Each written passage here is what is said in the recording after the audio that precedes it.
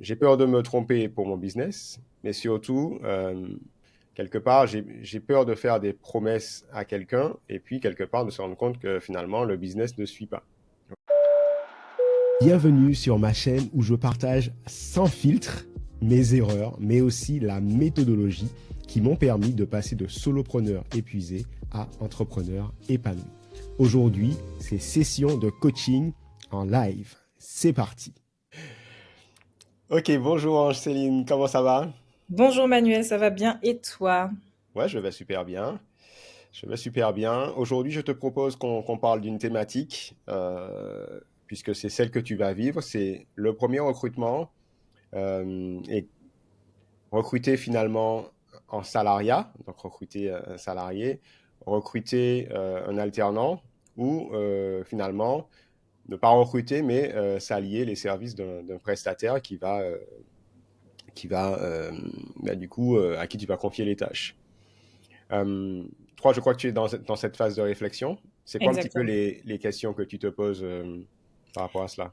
Alors, je suis en train de me demander, donc, est-ce que j'embauche, en Mhm. fait? Est-ce que je prends plutôt un alternant qui va m'aider, qui va vraiment enfin voilà, qui n'a pas forcément toutes les qualités peut-être professionnelles que je recherche, mais Mhm. avec qui je pourrais déléguer pas mal de choses et lui apprendre, donc être un Ok, peu dans la formation, ou ok, bien prendre quelqu'un en freelance qui a toutes les compétences sûrement que je recherche, mais qui n'est pas voilà dédié à l'entreprise, sûrement à temps plein, etc. Mais peut-être qu'il va peut-être pas me suivre dans ma vision à long terme. ok. Donc voilà. Excellent. Alors, très bien. Est-ce que toi, par le passé, tu as déjà eu à embaucher ou est-ce que tu as déjà eu à travailler avec un alternant ou est-ce que tu as déjà eu à travailler avec des freelances dans ton activité? Non, parce que là encore, je suis en statut auto-entrepreneur, donc Mhm. j'ai juste eu des freelances avec qui j'ai déjà collaboré, Ok, deux, je crois, deux. ok, Voilà, mais c'était des périodes très courtes. ok. Alors, est-ce que tu arrives à te replonger dans ces expériences? Ça a été quoi le positif? Ça a été quoi le négatif dans ces expériences? Alors le positif, c'est que j'ai pu. Alors en fait, c'est pas. Enfin, le positif, c'est que j'ai pu me décharger psychologiquement. Ok, Mais en fait, dans le sens où je vérifiais tout au début, que j'avais du mal à lâcher prise, en fait. ouais, Et surtout que, bon, je pense que la confiance, il faut, voilà. Donc, en ouais. fait, je sais pas que Il j'avais un faut double que tu pas travail. le contrôle. Ouais. Mhm. Voilà, j'étais encore dans le contrôle. Donc ça, c'était un peu, bon, dommage. Et surtout que j'arrivais pas, voilà. Donc c'est pour ça que je n'arrivais pas à avoir le résultat que je demandais, tout simplement parce que j'avais pas fait mon processus de les démarches, en fait, la liste des tâches et comment la personne devait faire les choses. Et du coup, j'étais un peu des fois déçue parce que ben, j'avais pas ce que je voulais, mais c'est parce que moi, je n'avais pas dit comment il fallait le faire Mhm. exactement. Mhm. Donc, voilà, D'accord. mon Ok. expérience.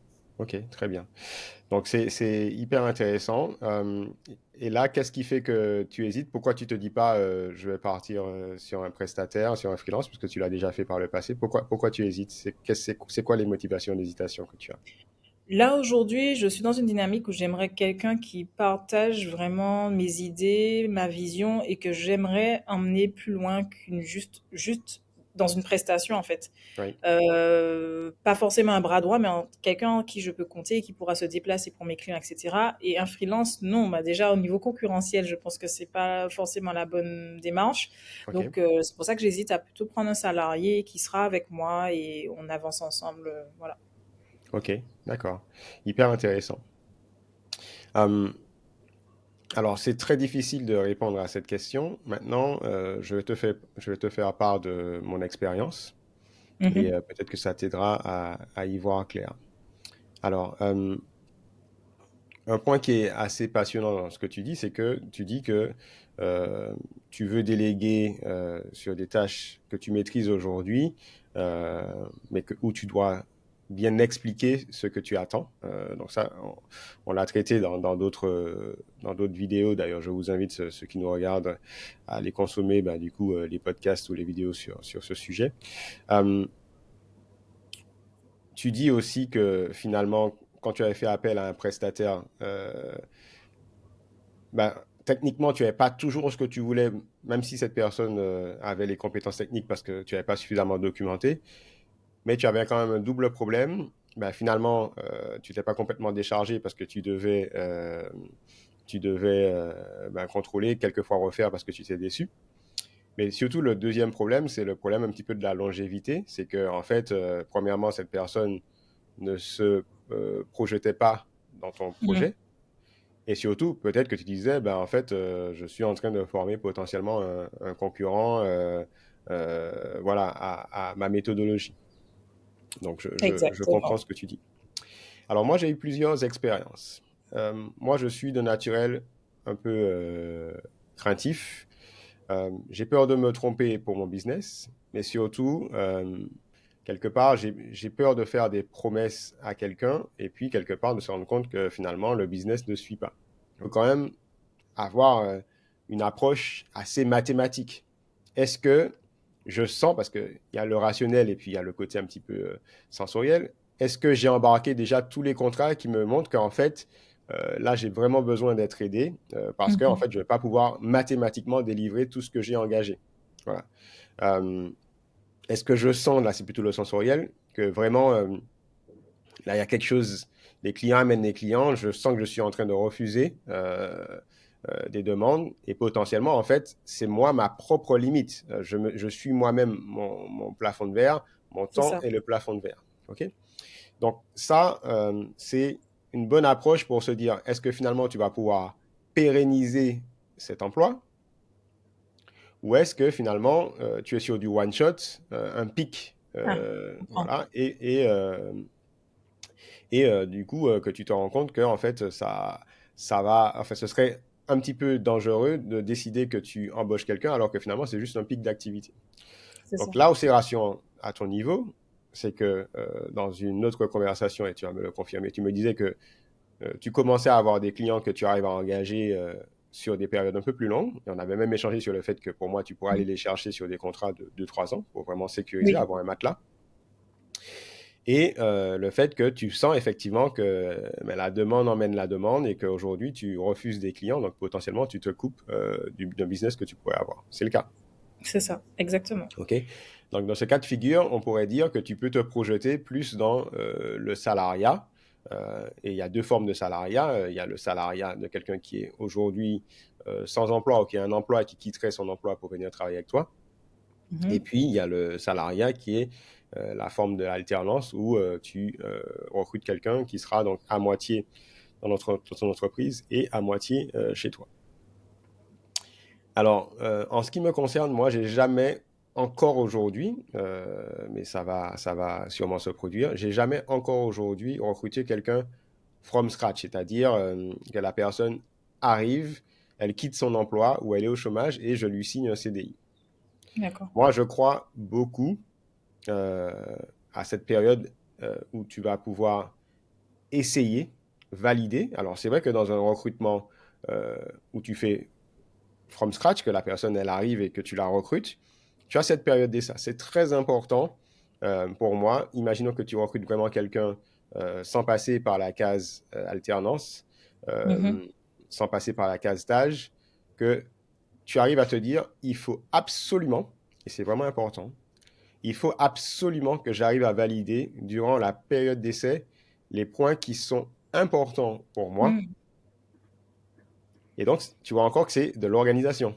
Parce que si Mhm. finalement, tu n'as pas bien préparé, la dernière fois, on a vu bien préparer l'arrivée du collaborateur, mais tu Oui, te rends compte aussi que, imaginons que tu recrutes quelqu'un from scratch, tu dois aussi préparer le fait de se dire, euh, comme ça, est-ce que je valide ces points en termes de savoir-être, en termes de savoir-faire? Est-ce que cette personne est vraiment alignée par rapport à mes valeurs, mois après mois? c'est OK? ça. Donc, quand tu recrutes par exemple quelqu'un en CDI, tu peux très bien dire que tu pars soit sans période d'essai, tu pars soit avec une période d'essai de 3 mois, ou soit une période d'essai de 3 mois renouvelable. Moi, D'accord. mon conseil, ce serait de te dire de partir, si tu pars en CDI directement, avec ben, une période de 6 mois, donc D'accord. de 2 fois 3 mois, et où tu mets des jalons, et ça c'est hyper important, tu mets des jalons, donc c'est des jalons peut-être à minima une fois par mois, pour que tu puisses, en toute transparence, en toute transparence, dire à cette recrue ce que tu en penses, et notamment les points où tu n'es pas encore satisfait. Ce qu'il ne D'accord. faut absolument pas faire, parce que ça crée des dégâts en termes de vie, c'est finalement le dernier mois, le dernier jour des 6 mois, dire à la personne, bon, en fait, ça va pas, ciao. Mm. Ok. Parce que potentiellement, toi, en fait, tu fais du mal. Et deuxièmement, en plus, tu te coupes, en fait, d'une transparence qui aurait pu permettre à la personne d'avoir cette courbe de progression. Alors, parce que, en fait, comme tu ne parles pas, C'est ça. cette personne, elle vit dans un rêve, entre guillemets, en se disant, ben, ça fonctionne super bien. Et puis, en fait, Ouais. le dernier jour, tu lui craches tout au visage. Et ça, c'est compliqué. D'accord? Mhm. Donc, ça, c'est vraiment quelque chose qui est très important. Moi, je n'ai jamais fait ça. Pourquoi? Parce que, comme j'ai dit, euh, j'aime avoir une période un peu plus longue que 6 mois pour tester. D'accord. Donc, les deux approches que j'ai eues, c'est effectivement d'avoir quelqu'un en prestation de service qui après a été recruté, donc c'est le cas de Joël, Mhm. ou d'avoir quelqu'un qui est d'abord en apprentissage et qui ensuite va être recruté. C'est le cas par exemple d'Eloya et de Jade chez moi. Okay. D'accord. Alors, sur des prestataires de services, moi j'ai remarqué que j'arrive à sentir quand il y a un prestataire de service qui est freelance, mais en fait, il est freelance pas par choix, mais par dépit. Tu vois? Il est freelance pas par choix, mais par dépit. En gros, que si finalement il pouvait avoir une offre d'emploi, il accepterait. D'accord. D'accord? Donc pour moi, c'est ce qui s'est passé avec Joël. Finalement, elle était sans emploi, elle ne trouvait pas d'emploi, elle a créé sa structure, on s'est rencontrés, on a échangé. Mais très rapidement, en fait, en échangeant, moi, j'ai pu lui dire, parce que c'est ça la transparence. Imaginons qu'un jour, Awitech, donc ma structure, ait la capacité de te recruter, comment tu considérerais cela? OK? Et il y avait une porte ouverte. J'étais transparent, j'étais en fait en phase avec moi-même, avec mes valeurs, parce que je ne lui disais pas, c'est 100% sûr que je vais te recruter. Par contre, je lui disais, c'est important pour moi de savoir que si demain, en fait, notre relation se passe vraiment bien, que, en fait, je peux imaginer un projet qui va au-delà de cette logique de prestation. D'accord.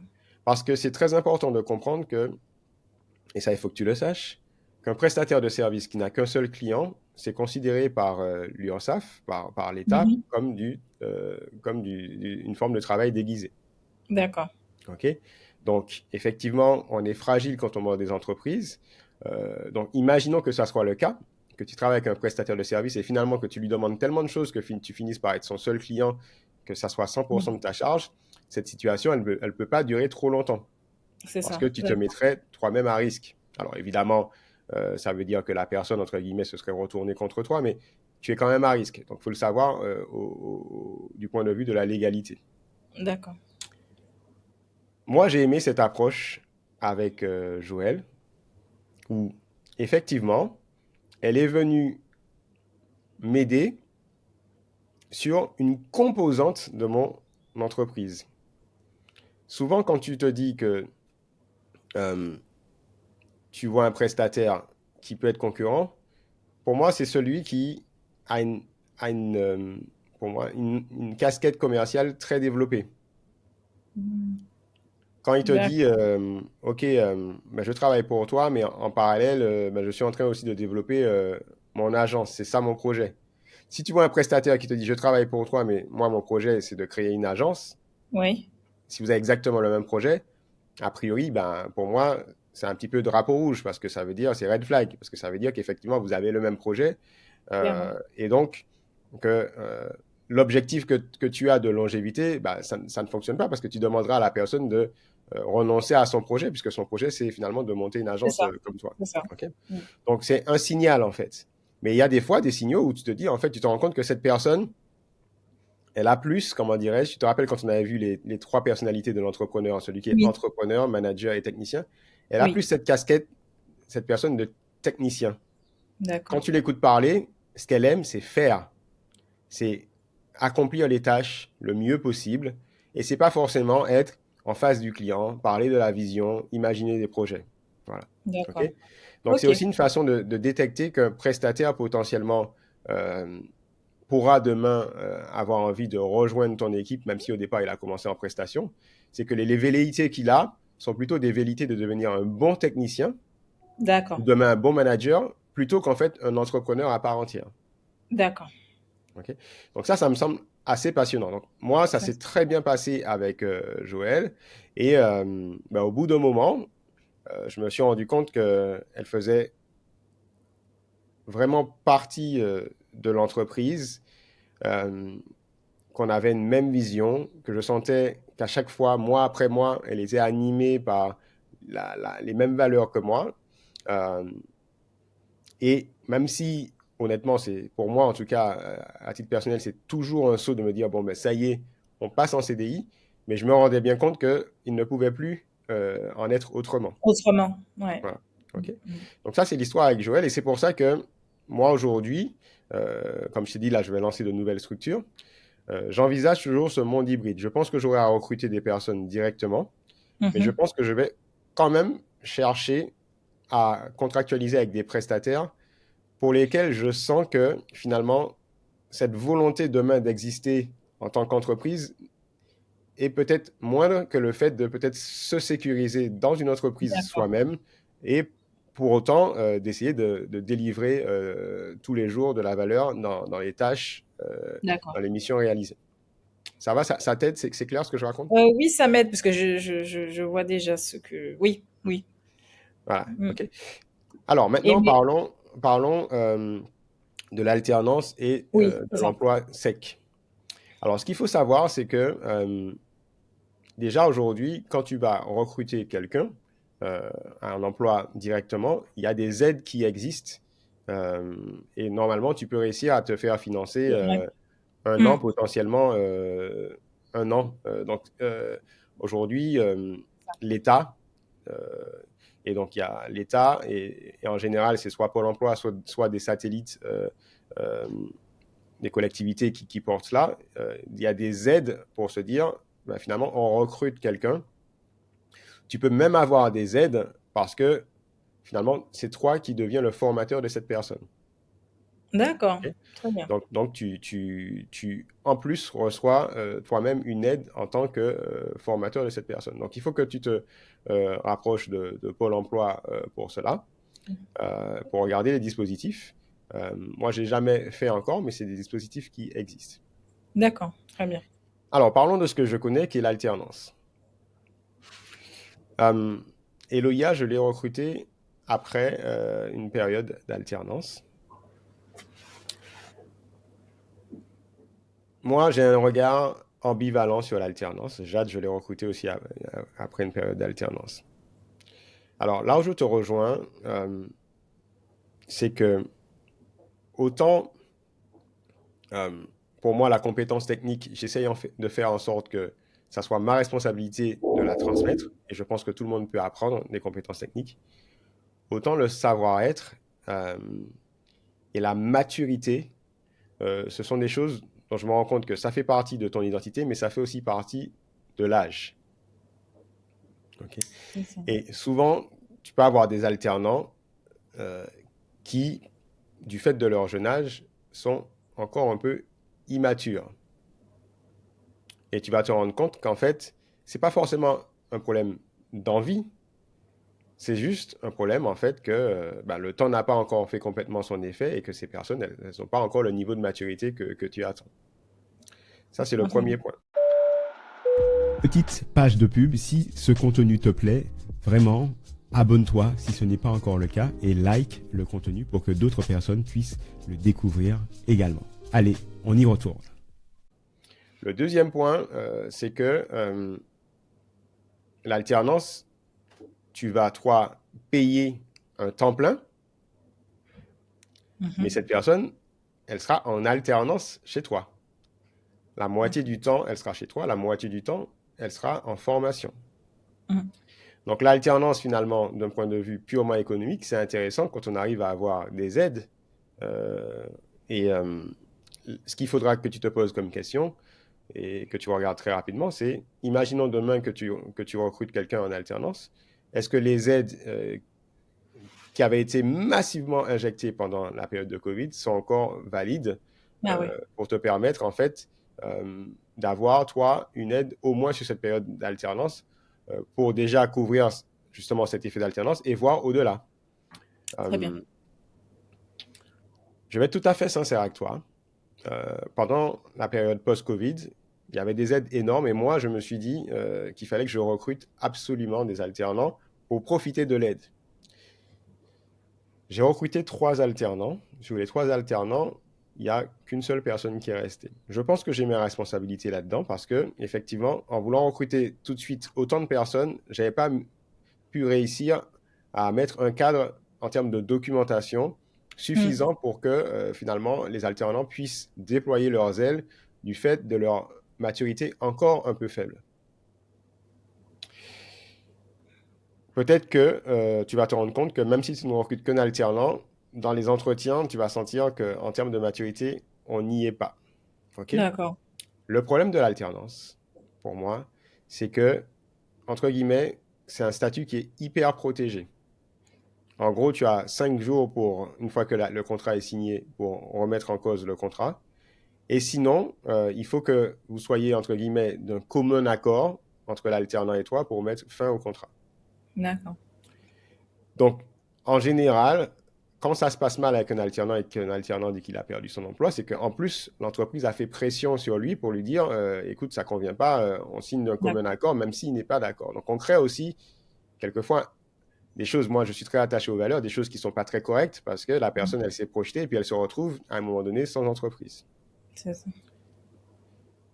Moi, pour trouver des alternants, j'ai utilisé des outils d'intelligence artificielle, notamment Assess First, A2SE, 2SFIRST, pour voir effectivement, même si cette personne est encore un peu jeune, est-ce qu'elle a le potentiel que je cherche? Est-ce qu'il y a une compatibilité par rapport à un style de management? Est-ce qu'il y a une compatibilité par rapport euh, au style de mon équipe?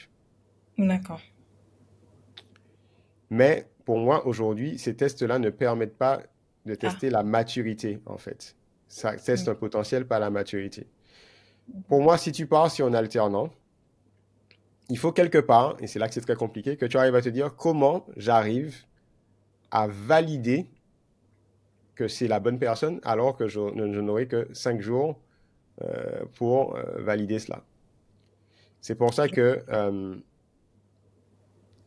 je trouve que pour recruter un alternant, il faut réussir à créer un cadre qui permette un petit peu de tester le savoir-être. Être D'accord. un petit peu avec la personne, échanger avec elle. Il faut qu'un entretien avec un alternant soit beaucoup plus long pour que tu arrives à avoir ces signaux faibles qui permettent de dire, ah ouais, mais en fait, sur ça, je sens que cette personne, elle est quand même jeune, ce sera compliqué. D'accord. Voilà, ok. Je vois. Donc, c'est mon point. Moi, j'ai décidé, là, en tout cas pour les prochaines années, peut-être que dans 2 semaines, quand on se reverra, je te dirai que j'ai changé d'avis. Mais en tout cas, là, pour le moment, j'ai décidé de ne plus prendre d'alternants pendant un moment parce que j'ai déjà une équipe et plutôt D'accord. d'être sur cette approche hybride. Soit prendre des prestataires pour lesquels je sens qu'ils pourraient à terme se projeter dans une mission avec moi, ou soit ce que je n'ai jamais testé, recruter quelqu'un directement sans la case alternance ou stage au départ. D'accord. Il faut savoir qu'un alternant, il a besoin, entre guillemets, enfin, toi, tu attends qu'il ait une certaine maturité, mais surtout, il va falloir, en fait, qu'il ait cette capacité d'organisation. Comment tu vas expliquer, toi, à tes clients que les projets avancent une semaine sur deux, s'il est sur un rythme une semaine sur deux? Exactement. J'y ai pensé en plus. Comment tu vas leur expliquer ça? D'accord? Ah oui, ben en fait, non, c'est dans 2 semaines, voilà. OK? C'est ça le problème aussi. Donc, c'est vrai que aujourd'hui, tu vas trouver des alternances où tu vas avoir pendant la semaine 2 jours en école, 3 jours en Oui, entreprise. oui. Euh, je trouve que c'est déjà mieux pour les activités comme celles que tu développes, des activités dans la communication. Mais ça ne résout pas le fait que si cette personne, cette alternance se laisse complètement submerger par ce qu'elle a à faire à l'école, qu'elle n'arrive pas en fait à trouver son organisation. Effectivement.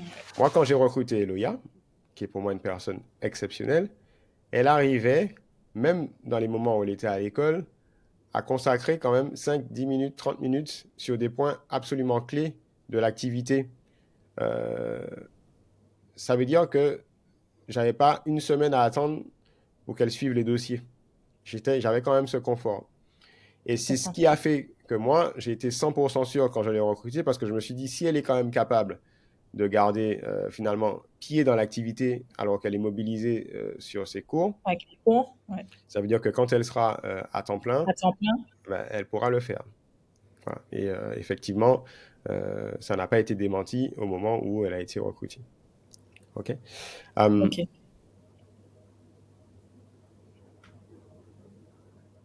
Il y a quelque chose qui est quand même très important dans tous les cas de figure. euh,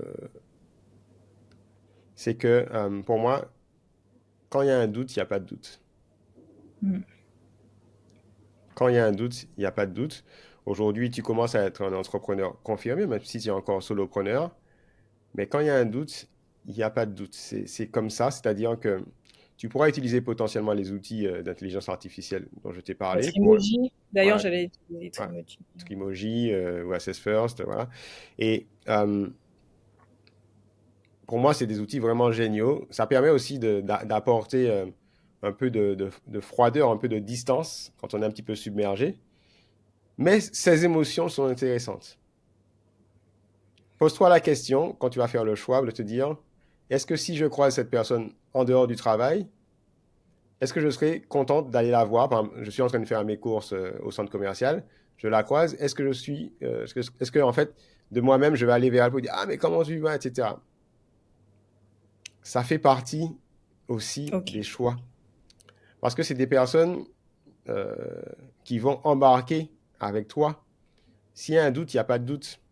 Si tu sens que, en fait, Comprends. effectivement, sur les compétences techniques, ça roule, mais en fait, que tu te rends compte que potentiellement, tu ne pourras pas donner complètement ta confiance ou que, Oui. voilà, C'est pas. que, en termes de culture d'entreprise, en termes de valeurs, il y a des choses qui coincent.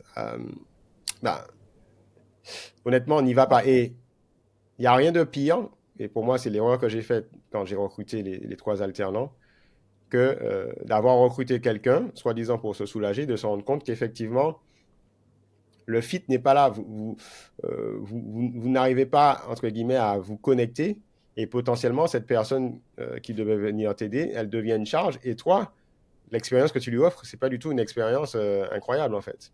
Oui. OK? Donc, des fois, il vaut mieux ajourner le fait de recruter.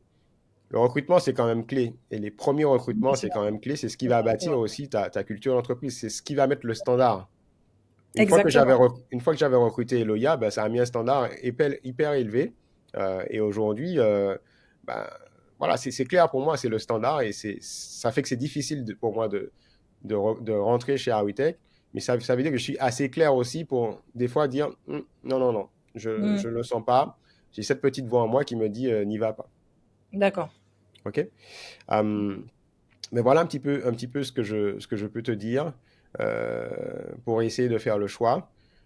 Moi, j'ai l'impression que, en te connaissant un petit peu, mais je vais te laisser faire le choix, que ce sera quand même entre le prestataire de service qui finalement, quand vous discutez, vous sentez cette accointance, qui arrive à se projeter dans ce que tu dis, que pour qui tu sens que cette personne a une admiration de ce que tu as fait, respecte Mhm. cela, ce que tu as bâti, et en même temps, c'est mis en prestation parce que potentiellement elle n'a pas trouvé autre chose, parce que le marché de l'emploi est difficile, parce qu'elle n'a pas cette fibre, parce qu'elle n'a pas réussi finalement à trouver un emploi, mais en fait elle n'a pas la fibre commerciale, elle n'a pas la volonté de monter une entreprise. En fait, D'accord. cette personne est une très bonne technicienne et elle a envie d'être au service d'un projet. Ah, là, pour moi, potentiellement, c'est un bon candidat. D'accord. Ou, effectivement, le recrutement from scratch, où là, tu auras aussi senti cette même chose pour ce demandeur d'emploi ou cette personne que tu vas débaucher. Euh, Mais encore une fois, tu imagines la responsabilité quand on débauche quelqu'un. Voilà, c'est une vraie responsabilité. Donc, toi, tu seras aussi dans un devoir de rassurer, de montrer de la perspective, d'être droite dans tes bottes. D'avenir au Voilà, sein de à notre venir, entreprise. pas être dans la promesse, mais quand même de montrer potentiellement que tu as de la perspective, tu as une vision pour donner envie à cette Très personne. bien. Ben, finalement, régulièrement, que ce soit ce prestataire ou cette personne que tu recrutes directement, faire les points. Ça, c'est vraiment important, les points réguliers, pour donner du feedback dans les deux sens, que cette personne puisse te donner un feedback dans ta position de manager et que toi, tu puisses donner des feedbacks. C'est très important de le faire parce que bah, tu vas D'accord. pouvoir profiter des progrès au fur et à mesure et surtout, c'est aussi une marque de respect. Voilà. Et c'est quelque chose D'accord. qui sera apprécié par la personne qui va te rejoindre. Est-ce que tu as des questions? Est-ce que ça t'a soulevé des incertitudes ou, ouais. Ben, alors c'est vrai que bon, du coup, tu m'as donné les deux profils et l'alternant n'en fait pas partie. J'ai, j'ai, Mais j'ai- Non, c'est-à-dire, comme je commence un petit peu ouais, à te à me connaître, connaître. mais potentiellement il faut pas que tu écartes cette voie-là. Moi, D'accord. l'alternance, c'est les trois points que j'ai cités. C'est le niveau de maturité, Oui.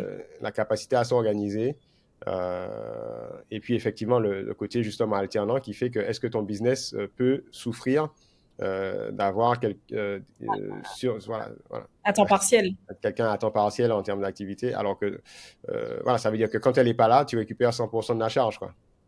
Donc, C'est ça. ouais. C'est ça. Donc ça me semble, par rapport à tous ces points, peut-être le profil le moins indiqué pour ton recrutement. D'accord. Entendu. Je vais réfléchir à tout ça. Bon, mais tu avances et puis Oui, tu me diras, si ça se trouve, exactement. euh, la prochaine fois tu auras recruté, tu me diras comment ça s'est passé, J'espère. sur quel J'espère front trouver tu es la parti. perle rare, la pépite. Enfin, en tout Ouais, cas, ouais, c'est ça aussi. Sinon, je relance une session de recrutement. J'ai pas de souci avec ça, tu vois. ouais, ouais. Si ces personnes-là, malheureusement, ce sera une autre. Donc, pas faire de mauvais choix, comme tu dis au début. Donc, je préfère relancer une campagne que de prendre pour prendre. Top. Ça marche. On va Voilà. rester là? Parfait. Très bien. On a bien Ok. aiguillé. Ben, je te dis à la prochaine fois alors. À la prochaine, Manuel. Bye bye, Angeline. C'est déjà la fin, mais on se retrouve bientôt. Si tu as aimé, si tu as des questions, ben justement, ben pose-moi ces questions, mets-moi ces messages, mets-moi ces commentaires. J'adore échanger. Je réponds à tous les commentaires. Like le contenu, abonne-toi si ce n'est pas encore le cas, et je te dis à très bientôt. Bye bye.